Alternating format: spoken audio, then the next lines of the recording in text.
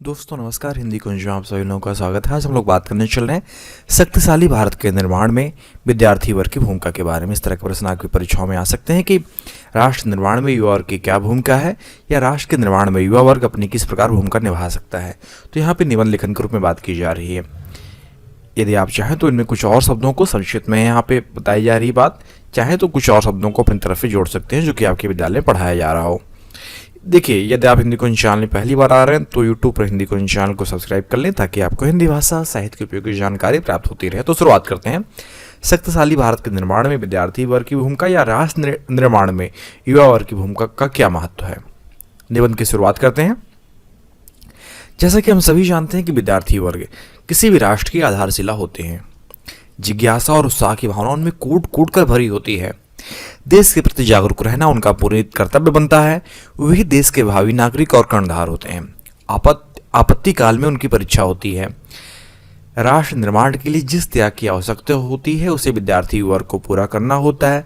संकट की स्थिति में जनसाधारण के हृदय में उठने वाले भयावह भावों को चकनाचूर कर देश में राष्ट्रीयता और त्याग की भावना भरना विद्यार्थी वर्ग का ही कार्य होता है। दुनिया का इतिहास इस बात का साक्षी है कि राष्ट्रीय आंदोलनों को मोड़ देने का कार्य विद्यार्थी वर्ग ही नहीं किया है। अब हम विचार करने चल रहे हैं कि राष्ट्र का नवनिर्माण के समय विद्यार्थी वर्ग क्या योगदान कर सकता है। आज हमें अपने राष्ट्र के कलेवर को बदलना है। सदियों की गुलामी और शोषण के बाद हमारा राष्ट्र नवनिर्माण की ओर अग्रसर हो रहा है।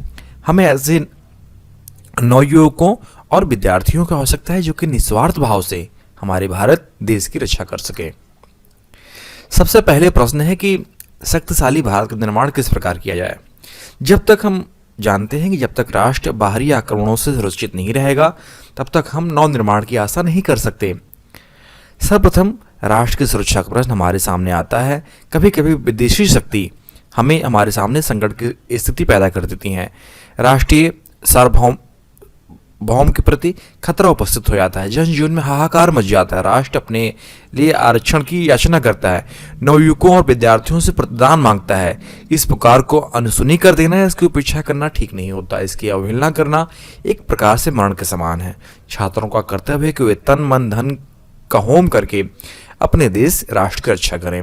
ऐसी स्थिति में विद्यार्थियों को चाहिए कि जन जागरण पैदा कर राष्ट्र की एकता को डोर में बांधने का प्रयास करें। जनता में फैली हुई भ्रांतियों का निवारण करें। लोगों में आत्मबल का संचार करें। देश में धार्मिकता, प्रांतीयता अथवा जातीयता के नाम पर पनपने वाली झगड़ों को समूल नष्ट कर दें। इस देश के नौजवान और छात्र तो अनेक बार अपने उत्तरदायित्व का परिचय दे चुके हैं।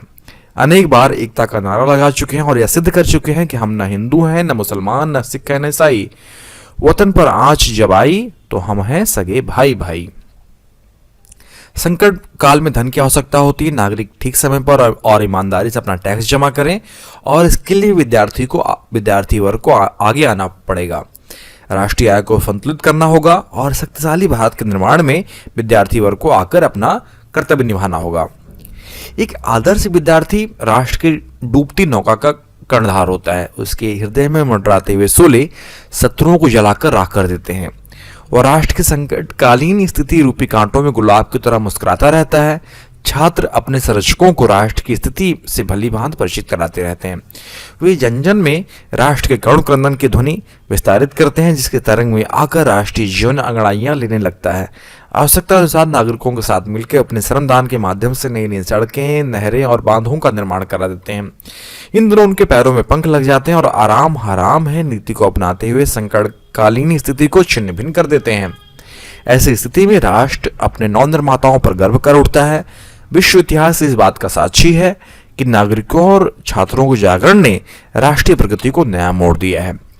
जापानी आक्रमण के समय चीन में बनी लंबी दीवार इसकी सूचना देती है। हमारे देश के स्वतंत्र संग्राम को ले ले तो सारा श्रेय छात्र वर्ग पर ही जाता है। विद्यालयीन काले अंचल से आने वाले हृदयों ने ही हमारे राष्ट्रीय आंदोलन को एक नई दिशा और एक नई तीव्र गति प्रदान की। कभी सूर्य नास्त होने वाला अंग्रेजों के राज्य का आमना सामना करने के लिए डट जाना कोई साधारण बात नहीं थी। राजेंद्र बाबू, नेहरू, जयप्रकाश जैसे राजनेताओं और सुभाष भगत सिंह प्रभृति क्रांतिकारियों ने उनको नाको चने चबवा दिए। इस विषय में कोई दो मत नहीं है कि संकटकालीन स्थिति में छात्रों और नागरिकों का सम्मिलित कदम ही राष्ट्र की आन बान और शान की रक्षा करने में सक्षम हो पाता है। अंतर्राष्ट्रीय राजनीतिक क्षितिज पर आए दिन घटने वाली घटनाएं इस तथ्य कथ्य का बोध कराती हैं। छात्रों के मध्य अनिवार्य सैनिक शिक्षा के प्रचार की स्थिति ही राष्ट्र के लिए सुरक्षा की दूसरी पंक्ति का निर्माण करती है। वे जमकर स्थितियों से लोहा लेते हैं और ऐसी स्थिति में उनके कर्तव्यों पर ही राष्ट्र की नींव का जमना और उखड़ना निर्भर होता है।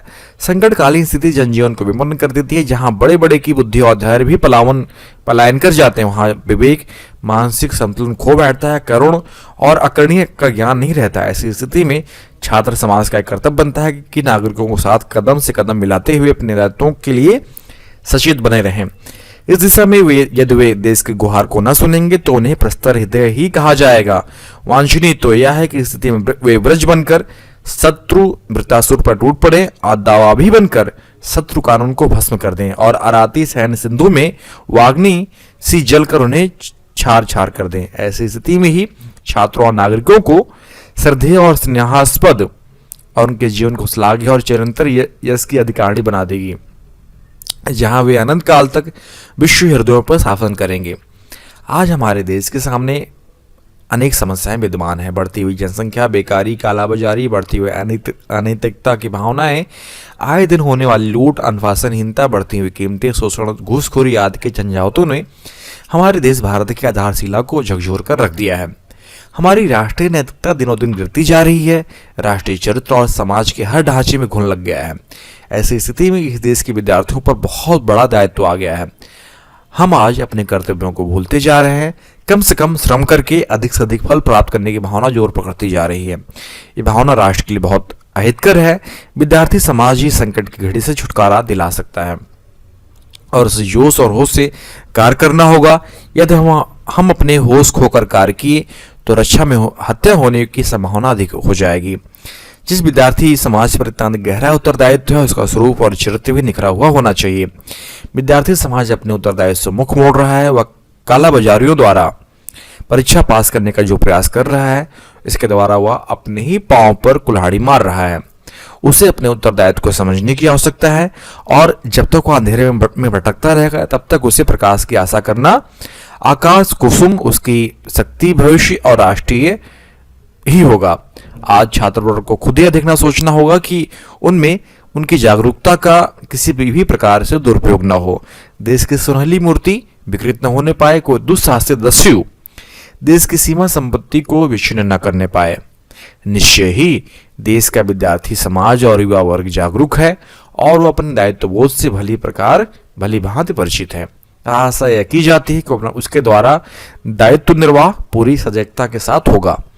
तो यहाँ पे देखिए निबंध समाप्त होता है। इनमें कुछ पॉइंटों के माध्यम से अपनी बातें लिख सकते हैं कि शक्तिशाली भारत का निर्माण विद्यार्थी वर्ग किस प्रकार कर सकता है और राष्ट्र के निर्माण में युवा वर्ग की क्या भूमिका है। यदि आपको लेख लिखित रूप में चाहिए तो नीचे डिस्क्रिप्शन बॉक्स में लिंक दिया गया है, जहां पर जाकर आप शक्तिशाली भारत के निर्माण में विद्यार्थी वर्ग या युवा वर्ग की भूमिका के बारे में निबंध आप लिखित रूप में प्राप्त कर सकते हैं। साथ साथ अपने विषय वचन संबंधित यदि आपको और अधिक नोट्स चाहिए तो आप hindicoach.com को विजिट करें। वहां पर आपके लिए उपयोगी अध्ययन सामग्री उपलब्ध कराई गई है। आशा करता हूँ कि वीडियो आप सभी के लिए उपयोगी सिद्ध होगा। आप सभी का वीडियो देखने के लिए बहुत बहुत धन्यवाद।